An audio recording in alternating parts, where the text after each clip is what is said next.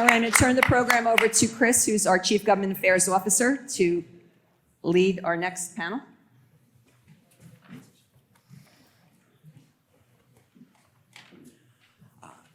Good morning, everyone, and thank you again for being here. It's been a great morning so far, hearing lots of important things about where we're going in 2023, kind of what we've been through in 2022. And now we're going to talk a little more, get into the deeper dive on the economy. And one word that has been cliche almost at this point to say is unprecedented. And what we went through in 2020 with the pandemic obviously had lots of changes on all of our lives. But one of the things is we don't know its impacts on the economy because we've never gone through anything like this. We've never seen an economic shutdown like we had in the spring of 2020. We've never seen the kind of bounce and rebound that we've seen in state revenues, in jobs that we're going through right now, which is all good. We don't know when that rebound is going to maybe stall. We don't know if there's a recession around the corner. We keep hearing there's good news here, there's bad news here. And so what I thought would be really helpful is to put together a panel to kind of talk about different aspects, different angles of what our economy is going through. So we're excited to hear from, I guess I'll start in order. Kyle Sullender does the economic research for NJBIA, and we'll talk about that angle of just the research, the numbers, what are the indicators that he's looking at. Debra Tantleff, what I think is fantastic is you want to know what's going on in the development community, what's going on in the building community. A lot of times the builders, the developers they're seeing that we should build away. We're seeing that, we're a little worried about the economy, maybe we should slow up, and hear her perspective from the person who's kind of running the Builders Association would be fantastic. Next up is Kathy Powers, who has a similar vantage point to Debra, but from the accounting world. And she's CFO of a company herself, but also somebody who runs the CPA Society and works with a lot of the CPAs that are here. And so fantastic perspective. Again, CPAs working with all of the employers here, kind of seeing what's going on in the economy, the good, the bad. And then lastly, Kathleen from the EDA. The EDA's job is to support economic development in the state, and they've done a fantastic job through a very, very difficult time. Again, unprecedented time, but they were the quickest. And I heard from so many BIA members of how quick and how responsive the EDA was during the worst of the worst times during the COVID disaster. So the EDA deserves a lot of credit, but job hasn't stopped, and now we want to make sure we're sustaining this recovery and we're building up the economy that we all want in New Jersey, and to hear Kathleen on that will be fantastic. So wanted to start with Kathleen, and the EDA that you helped lead has done so much good for businesses during the pandemic and now continues to help our state economy recover. Can you please discuss some of the important work you have done for our economy and also some of the challenges that we still face that you're continuing to address? Kathleen? Yeah, sure. Happy to be here. Thank you, Chris. Great discussion today. Always helpful to look retrospectively. We were in a bit of a tizzy during COVID. Everybody went home quickly and didn't know what was ahead of us. But, our focus at that point in time is really to keep the lights on in New Jersey businesses, to keep people employed. But we learned quite a bit during that time about economic development. And we certainly realized we had to work with new partners. We were not at events like this, spreading the word on what we do. So finding new ways to communicate and get our message out to the communities was critical. We had a lot of federal funding for COVID grant support. And what I'm really proud of is even before the feds made a call to action and started to put money back into the economy, the EDA was kind of a first mover. So within a matter of weeks, we had COVID grant programs out in the market. Again, thanks to the legislature and the governor who supported funding for that. But we beat the feds. And we were able to do that and to get the messaging out because of working with partners. So NJBIA was a strategic partner for us in putting on webinars. We were all on Zoom 24/7 if we look back to 2.5 years ago. We also worked with new channels for us to get our messaging out. So folks like the Hispanic Chamber, we realized it was important to have multilingual responses and materials so that folks in all of our communities could take advantage of the grant programs. We looked at different ways. So, the EDA was historically a bank, and we took a really flip it on its head kind of approach to what we were doing. and a whole of community. So we had Main Street businesses that didn't know how to do online delivery and online shopping. We hired technical support to help those businesses transition to an online business. So that was something that, again, a new approach. And you heard the senator talk a little bit, Senator Ruiz talk about childcare. So that was a piece of the economy that became very critically apparent to driving economic growth in New Jersey. And you'll see now that we have an initiative to help support and grow our childcare community in New Jersey. Parents couldn't go to work because they couldn't take their children to childcare. So that had never really factored into our role as an economic development agency pre-COVID. And again, fast forward today, it's all about a whole of community. And when we look, and I'll cite one more example too, if I can, that I'm really proud of, is Sustain and Serve, which is really about the restaurant industry in New Jersey. So when businesses were functioning in the office, you know, folks went out to restaurants, had lunch, had dinner, but the retail industry and the restaurant industry and our Main Street industries hurt significantly during COVID. New Jersey's Sustain and Serve model, where we worked with nonprofits and restaurants to keep them in business and to serve people that really were in need of a good hot meal. Again, whole of community approach for us during COVID. If you look at our website, you'll see our COVID report for 2020. We delivered over $238 million to over 55,000 small businesses. That was, you know, more impact than we've ever had. So we're taking a lot of lessons learned from the last 2.5 years, and if there's a silver lining to be had, I think that's it. Around whole of community, about reaching out and working with new partners, and how we be more efficient, how we can be more efficient in what we deliver.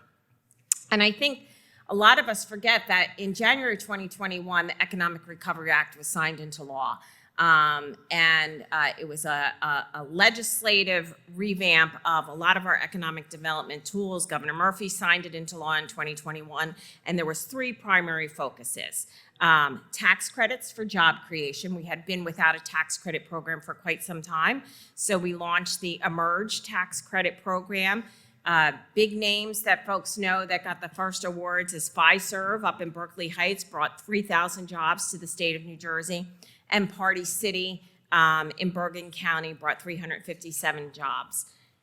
I know we have a real estate developer here with us, so I'll certainly mention the Aspire program, which was launched just a few months ago under the Economic Recovery Act. It's a gap financing tool for real estate developers to help finish the projects here in the state of New Jersey. So that Economic Recovery Act tax credit program was a big part of it. Innovation economy was the second big piece of it. If you haven't heard about the New Jersey Innovation Evergreen Fund, we think it's the first of its kind, a public-private venture fund for New Jersey. We know capital is critical to driving innovation, and New Jersey doesn't have enough capital, homegrown capital. So but over 65% of our capital in New Jersey companies comes from out of state. This is a creative model to bring our large corporate entities together with VC firms wherever they're located and give them the resources to double down on New Jersey investments. We've held our first auction. We're going to our board in December for the early approvals. Really excited about that, and we'll start making investments. That came out of the Economic Recovery Act of 2021. And the third piece of that Economic Recovery Act is revitalizing communities. So things like our historic tax credit. We want to preserve the main streets that we have in all of our communities. We have approved our first historic tax credit awardee with the Lowe's Theater in Jersey City. So really excited to see that brought back to life. And certainly brownfields is a big part of the tax credit support for revitalizing communities. So, you know, again, we're taking the lessons learned from COVID. We're implementing a lot of this through the Economic Recovery Act of 2021. And looking to take this whole of community approach in supporting businesses in the state of New Jersey. Thank you, Kathleen. And NJBIA was happy to support the Economic Recovery Act and happy to support Majority Leader Reid sponsoring that bill. So thank you. So Kyle, I want to turn it over to you for a second.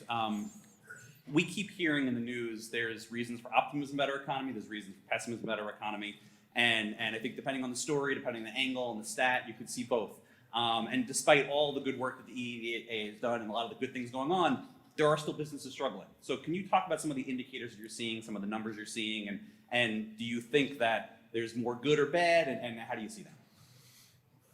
Well, thank you, and good morning, everybody. It's a difficult question, I think, going back to how Chris started the panel, talking about the unprecedented situation that we find ourselves in, and we talk about uncertainty so much.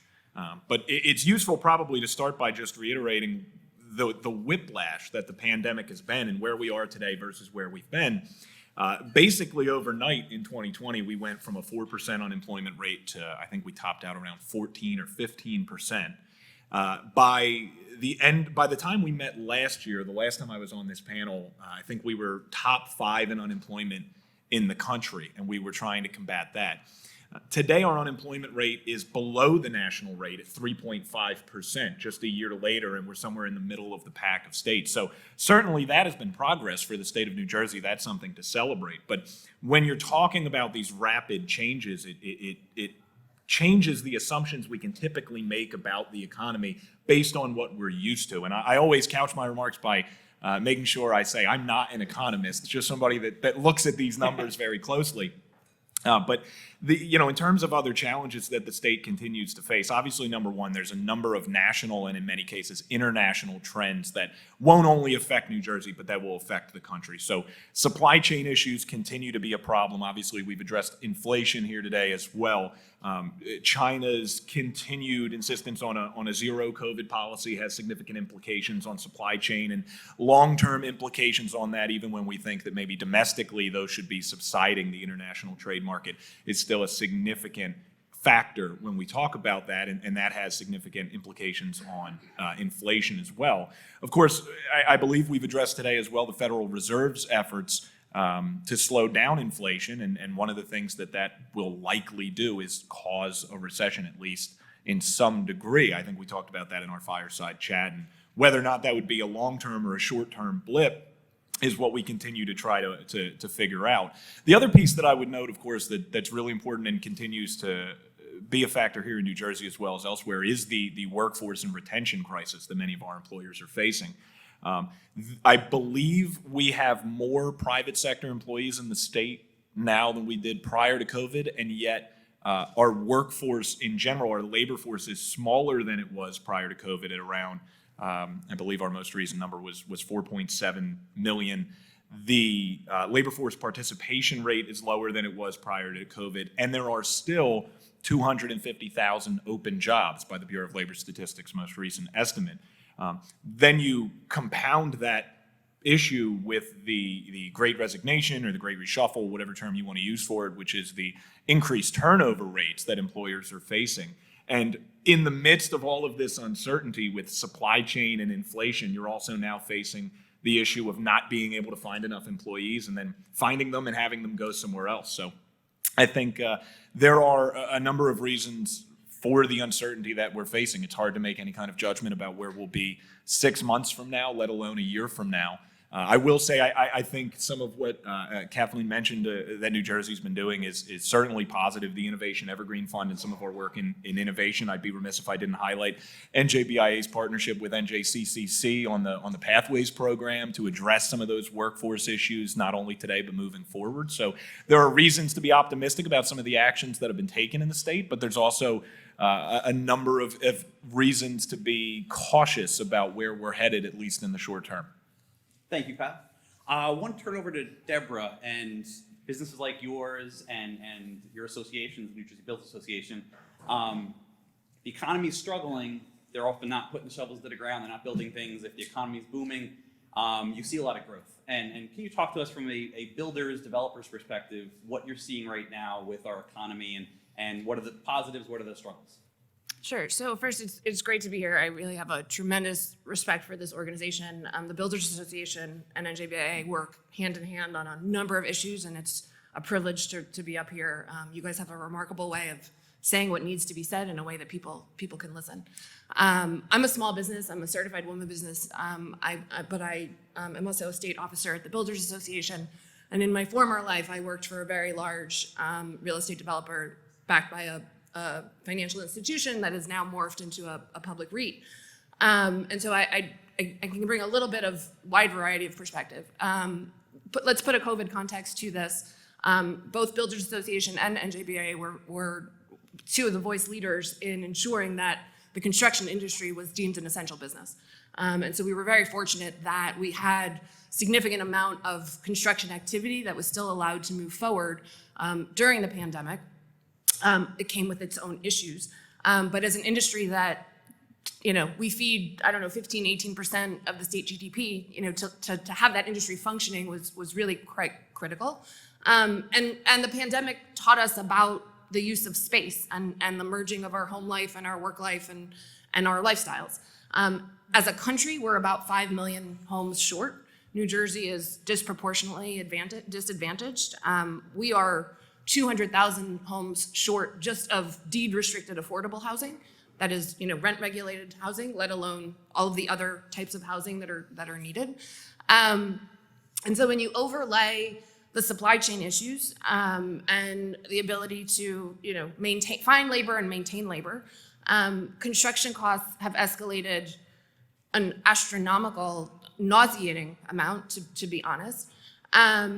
We are also coupled with legislative criteria and initiatives that want to move the state forward in a progressive, forward-thinking manner, but add a lot of hurdles and costs to projects. So, earlier in one of the other sessions, the DEP Pact ruling was discussed. That is going to have some pretty significant and in some cases catastrophic impacts on the ability to develop. As a state, we've been accustomed to, deciding where we shouldn't be building, and there needs to be more effort on talking about where we should be building and what we should be doing. We're in a climate, and it's interesting as I was listening to both of you speak, construction, economic development it's a financial game in a lot of respects. And a lot of the programs and platforms that have been moved forward are sophisticated programs related to tax credits that need a crew of people and educated, sophisticated professionals to help navigate through. We don't have a climate that caters to encouraging the small builder or the small business to grow their construction and home building industry. And when you overlay certain legislative initiatives, the state energy master plan, it's fantastic, right? We need to be sustainable, we need to be forward thinking. There are some significant implications on existing communities and what that's going to mean to have to retrofit buildings, but the ability to also build new product becomes quite constrained. So we've been living in a climate where there were a lot of projects moving forward because of the affordable housing legislation and settlement agreements that were put through, but more importantly, interest rates were low and capital was really cheap. And so the ability to make that math work on paper and sometimes in reality was a lot easier. And so we had a lot of projects that were moving forward just on the inertia of where they were in their status, and builders and developers could not afford to stop. Rates have moved, the cost of capital has moved, the cost of construction has moved, and so the desire to start from that bad starting point, nobody's gonna put a shovel in the ground now. When you overlay the land use process that we as a home rule state operate in, which is unfortunately or fortunately, not going to change, the timeline to obtain approvals hurts you. So if you look at some of the public home builders, they might come to a site knowing they're not going to be putting a shovel in the ground for 2 years. But real estate development and the ability to finance is based on certainty. And it's a risk game, but you've heard the word certainty used a lot. And when rates are where they're at and you don't know where they're going to be, you can't project and you can't put that shovel in the ground. So there are a lot of projects that are being retraded, that are stopping moving forward, that are going to come back to the banks, that are going to wind up in title claims. And we're going to continue to be in this cycle. And as we're looking to bring businesses here and retain businesses, those people need places to live, particularly many of them who are working from home more than they were. So we need to be forward thinking about bills like the stranded asset bill and helping redevelop and revitalize empty office parks where we have land that can be used, and not be afraid of the density or the people that it might bring into your community, because these are the people we want in the community, spending money in the community and staying in the community. Thank you very much, Debra. We'd like to turn it over to Kathy Powers now, and similar to how I like to, as somebody who follows economic fiscal news, love talking here to developers and builders, I also want to hear from accountants. And Debra, as the CFO herself of a company, but also representing the Society of CPAs, which BIA, we're happy to partner with the builders, we're happy to partner with the Society of CPAs, happy to partner with the EDA, great partners up on stage. But Kathy, can you talk a little about what accountants are seeing, what you hear from the membership of the Society of CPAs, what you're seeing in your own company as CFO, the good and the bad of the economy right now? Sure. First off, I would like to say thank you for having me here today. It's a pleasure to be here. And very similar to your own president of the NJBIA, I am privileged to serve as the president of NJCPA, so I would thank all of my membership for that. What's interesting is that NJCPA annually also conducts a survey of its membership, and it is very closely aligned to what we saw in the NJBIA survey that was released yesterday. Many of the concerns that I'm hearing from all the folks up here and earlier today, I would echo that sentiment, and that is what we're hearing from our members. You know, there's concerns over regulation. Big hot topic is corporate tax rate. You know, we talk a lot about corporate tax rate and not being business friendly in the state of New Jersey. But all of the other taxes layered on top, right? You have the employment taxes that employers pay. You have property taxes, sales and use. So just sort of keep layering them all on, and it becomes less of a business-friendly state. Our membership is also, you know, for at least maybe last 5 years, maybe last 10 years, the sentiment has been the same, where, you know, 75% of the people that have been surveyed in our membership are encouraging their businesses to move out of state. Thank you very much, Kathy.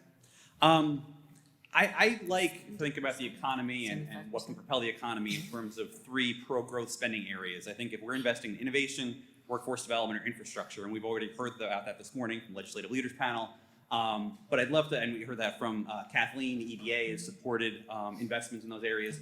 But how do you guys, from an economic perspective, from the members, from the companies that you work with, can you talk a little about what that means if we're investing and we see strong spending in innovation, infrastructure, or workforce development? I guess maybe Kathleen, you could start. Yeah, happy to. So totally align those 3 areas with what we're focused on at the EDA. Innovation is one near and dear to my heart. I've spent a lot of time both in the private sector and at the EDA focused on innovation. For the first time in a long time, we've got a really robust toolkit to support innovation, and it comes in a multitude of flavors. So I'll try and touch on some of them just to give you a sense of really what we're seeing in the innovation space. So place-based economic development we think is really important.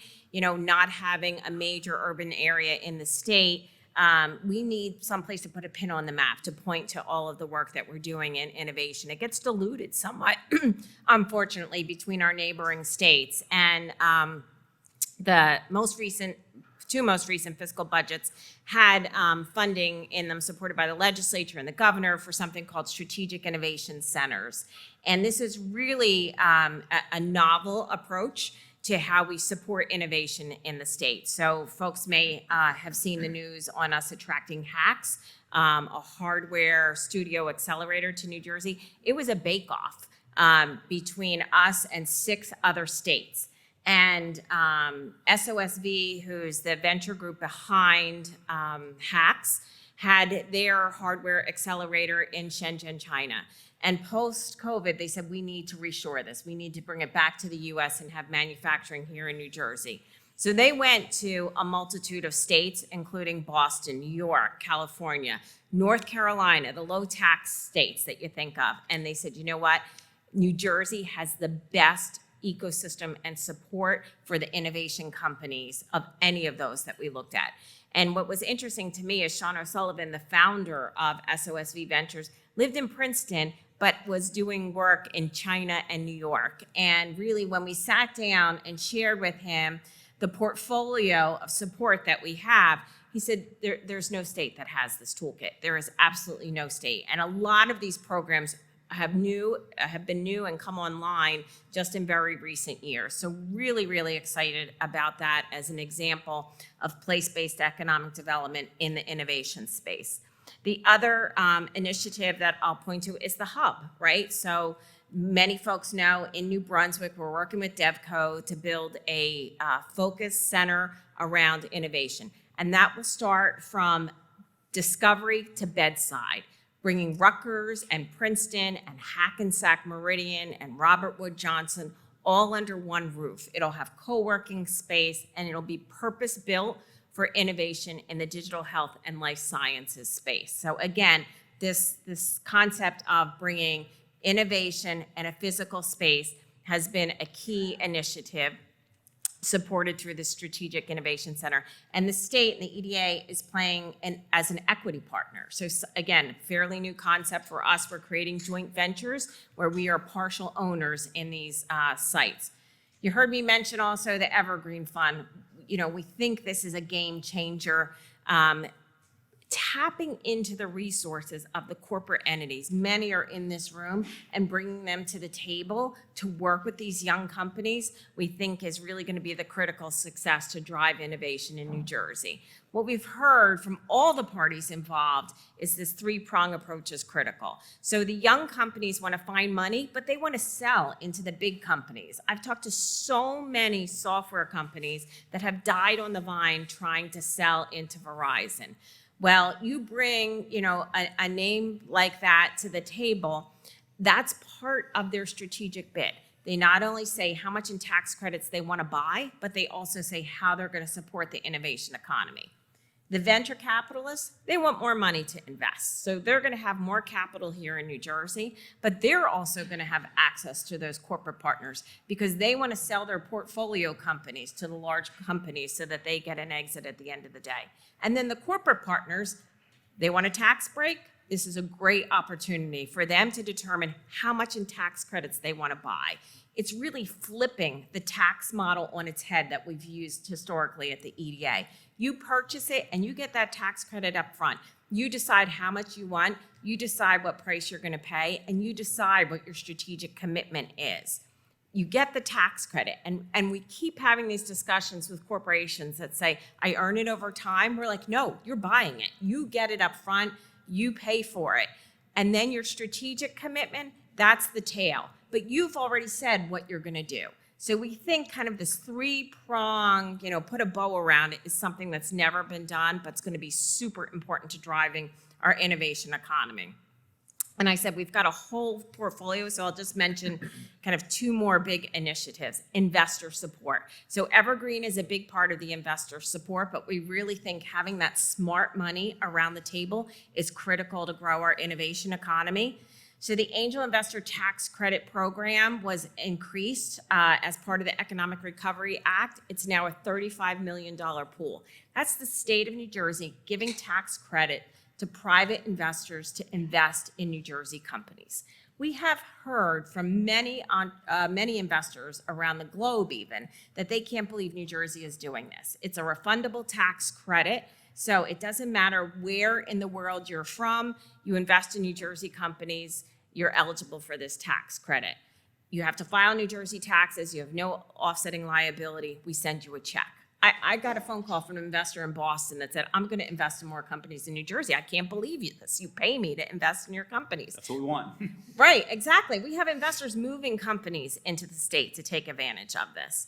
And then the other kind of capital piece that I'll talk about is how do we drive more homegrown capital, right? So the Evergreen Fund is certainly a resource for that.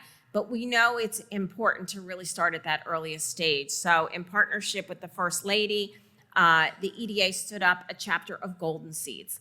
This is a national platform that focuses on investing in women-led businesses. And a lot of what we're doing at the EDA is focused on serving underserved communities. In the venture world, it's really hard for women, and particularly women of color, to receive funding. And so this national network has a focus on investing in women-led businesses. We have a lot of great, successful corporate entrepreneurs or CEOs in the state, and we want to keep them engaged here. We want to keep their mindset here, and we want to keep their investment dollars here. This chapter was the 7th chapter of Golden Seeds, and in its first year of launch in 2020, during the pandemic, we were the most active chapter for Golden Seeds across the U.S., something we're really proud of, that we stood this up in a pandemic. We're up to 34 members who are active in New Jersey and meeting with entrepreneurs. Once a month, we hold office hours. We've met with over 137 women-owned businesses in the state, and we have invested over $3.4 million into New Jersey businesses. So these companies are getting the benefit of the mindset of successful individuals in New Jersey who are investing back into these companies. So innovation, I could go on forever, Chris. That's a sampling for you.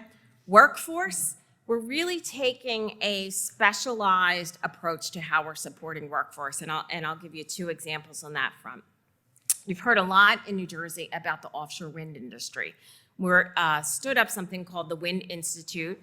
It's housed right now within the EDA. It has a specific focus on how we make sure we get our fair share of the wind industry and that we have the workforce to support everything we need in offshore wind in New Jersey. So some examples of the Wind Institute and what they're doing in partnering with local schools to make sure that we have the training in place. Rowan College, we're working with them on a wind turbine technical training program. Atlantic Cape, we're working with them on wind safety training, right? You can't go out on the turbines without knowing how to do this safely. Gloucester Institute, we have welding and painting programs. So we're being very bespoke in how we're supporting specific industries in the state for workforce. The other one that I'll mention, which again is a new industry in the state, is film. So we have one of the most aggressive film tax credits in the country. We've seen tremendous uptick in the growth of film being shot here in New Jersey. And we're seeing it become really a home-based business now that movie studios are coming to New Jersey. You probably saw the news on Lionsgate in Newark. There's been some news about somebody going into Monmouth County. Stay tuned for more details on that. But we just held a roundtable with the key partners in the film industry to make sure that we specifically are training for that industry. We're working, I saw Aaron Fitchner in the room somewhere earlier today. We're working with the community colleges to make sure that we're going to execute on that. There's $5 million in the state budget appropriated for training for the film industry. So we're working with all the partners now to stand up a film training. We want to make sure that folks are thinking about these new career path opportunities and are aware of the new industries that are so important to the vitality of our state. And then infrastructure. So I certainly mentioned 2 of the big ones already. The film studios, for certain, having the physical presence in New Jersey. Lionsgate going to Newark, studios in Bayonne, studio in Monmouth County to be, solidified soon, we hope, are really important infrastructure projects. The Windport in Salem County is our crown jewel in the state of New Jersey. It's a unique development. It's our first it's the first in the country purpose-built marshalling port to make sure that the manufacturing for everything for offshore wind happens within the state. We have some assets already around the other ports, but we felt it was important to make that infrastructure investment to set us up for success.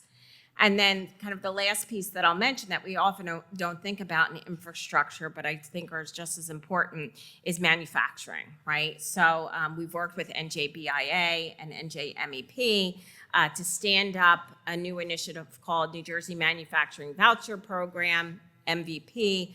We will be opening up pre-registration for that in December.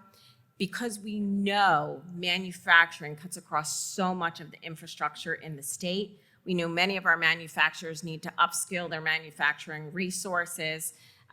This voucher program will provide up to $250,000 of grant for companies to advance their manufacturing in the state of New Jersey. And in a similar vein, our New Jersey ZIP program, which is a voucher for electric vehicles, has helped so many businesses in the state electrify their transport. So a lot of small businesses that had never thought they could afford electric vehicles have taken advantage of this, and it helps us meet our clean energy goals. So we're all in on those three categories. I could go on for days, but totally agree with you. Thank you, Kathleen. I want to turn it Yeah, to Debra. I want to add something to the infrastructure piece, and I'm glad you brought up electric because, it might take me 8 to 10 months lead time to get heating and cooling equipment. My biggest lead time concern at this point on any project are my utilities. And so I'm really glad to see all the utility sponsors in the room. Please give me your cards. The move towards electronic vehicles, fantastic. When you're designing buildings and you add 10 car charging stations, it impacts the incoming service in your building. I've had to go back, redesign, resubmit applications to utility companies. We don't have the capacity on the grids. Our utility companies cannot serve the product that we need to deliver. And so there must be a public-private partnership in moving that electric infrastructure forward at a state level.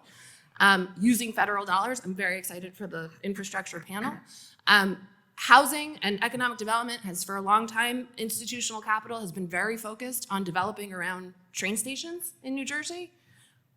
Our transit system is broken. We all know this. If I'm not going to be able to comfortably get from A to B in 40 minutes, single seat ride, where I can comfortably read the newspaper or get some work done, I'm going to drive. And so we need to be putting those federal dollars into the mass transit infrastructure system because that is what is going to allow for all this other growth to come around it.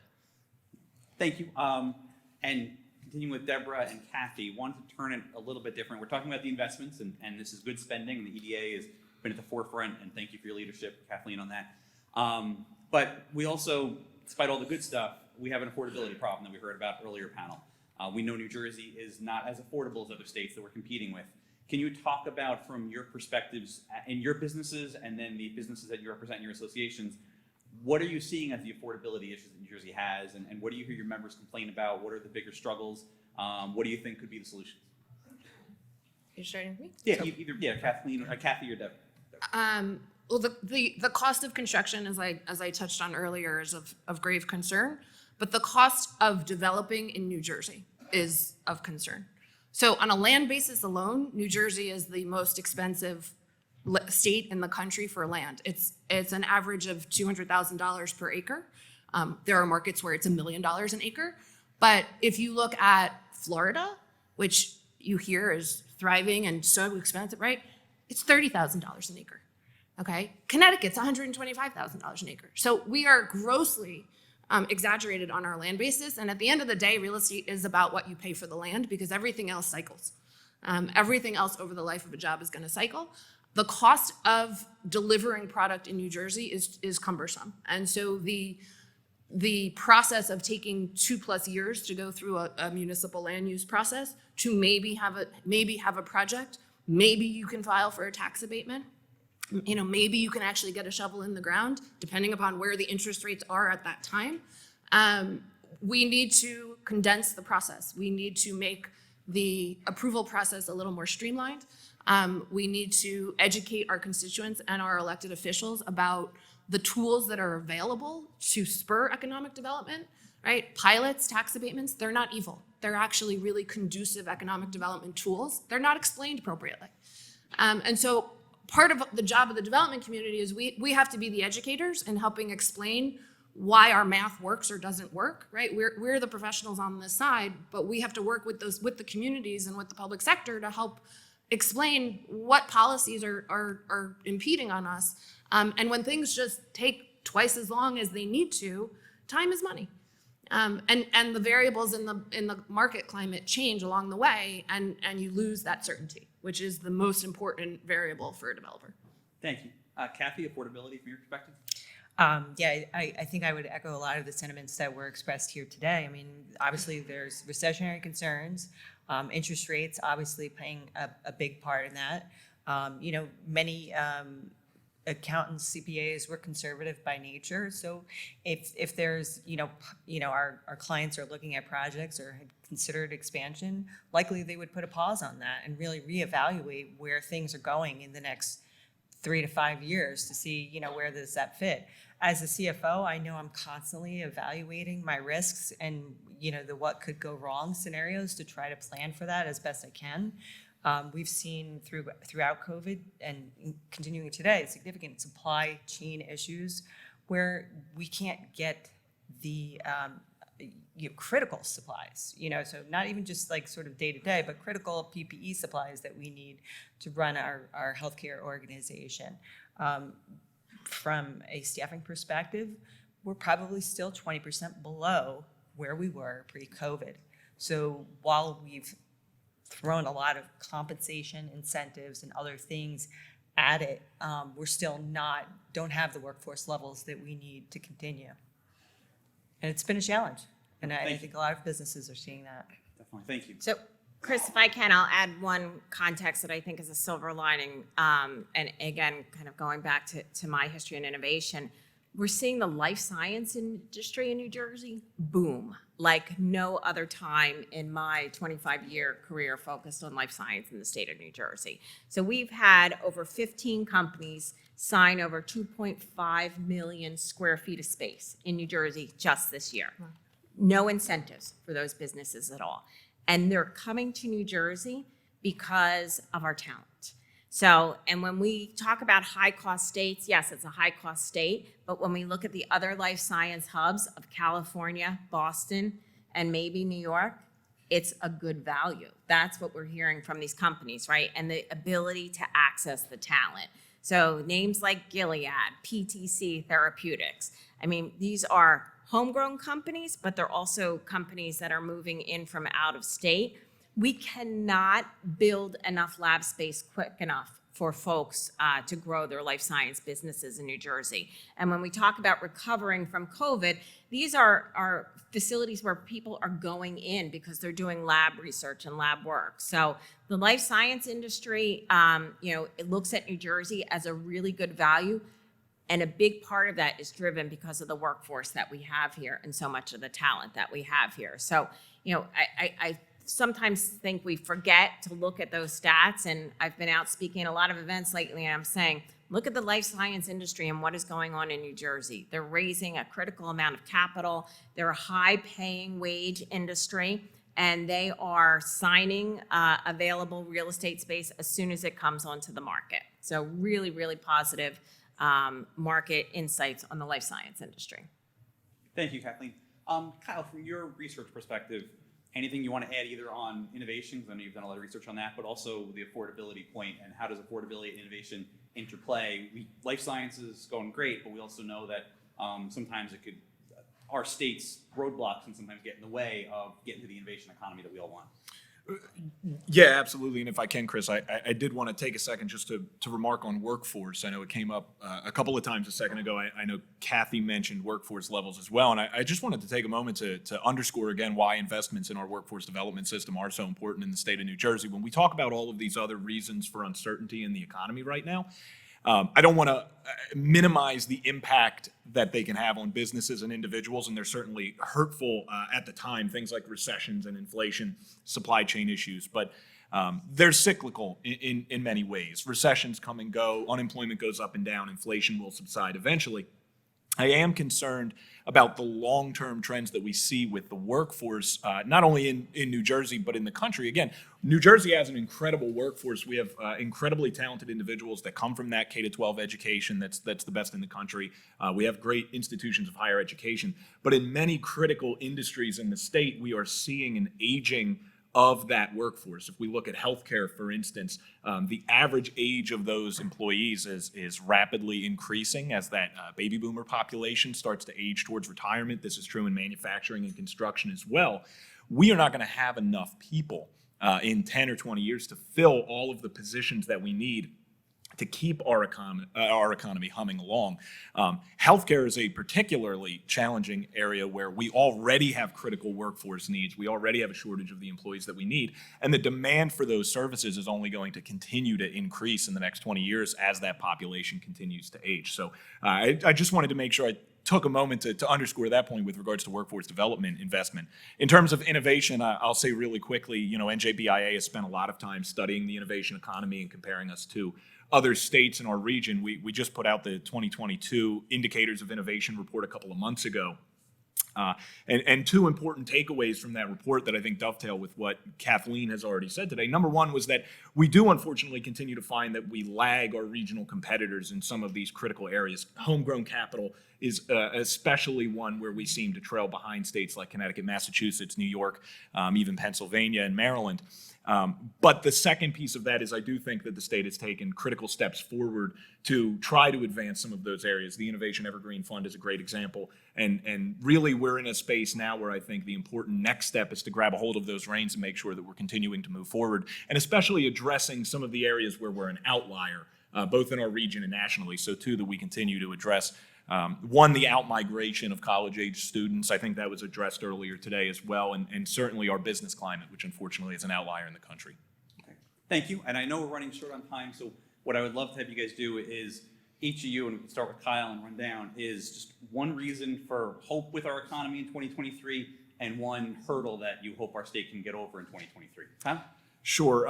Let's see. One reason to be optimistic. Like I said, I think some of the pressures that we're facing are, to use a term that I don't want to, transitory, right? Inflation will eventually subside. It's just a matter of how hurtful or how painful it's going to be in that process. Unemployment has fallen to a much more reasonable level very quickly over the past year. That's a reason to be optimistic. A hurdle that we have to get over, I'll continue to emphasize the workforce challenges that our employers are facing. There was a period where it felt like every business in my community had a help wanted sign up. That seems to have subsided a little bit, but not much. And then when you add on top of that the retention challenges, I think once you start to compound the recessional fears and some of the other economic factors, it's going to get it could get painful, and hopefully we're able to overcome that in the next 12 months. Thank you, Kyle. Debra? People are always going to need a place to live. So the amount of home sales, I think year over year has declined 25, 30%. The cost of housing has gone up 10%, but everything cycles. And so sometimes the long process that we have to navigate through from a land use can play in our favor because the markets will be in a different place when we go to put a shovel in the ground. But people are always going to need a place to live. And I will say that the legislature has been more proactive in engaging in proactive conversations about policies and where can we be creative on things as opposed to always putting the builders on defense. So that is somewhat encouraging. Thank you. Kathy? I would say probably from the CPA or our membership's perspective is that, we like to be conservative, we plan for the worst, but hope for the best, really. And that's the best I can give you today.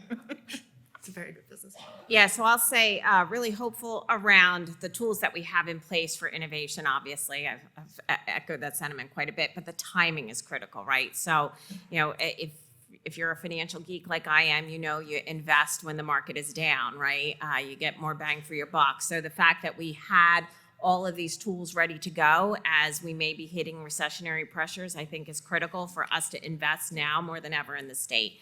And I think that I'll turn the challenge into an opportunity, is really for us to make sure that we keep the talent that we have here in the state and that we continue to support our education system, which is really top in the country, and make sure that that talent pipeline grows here in the state of New Jersey.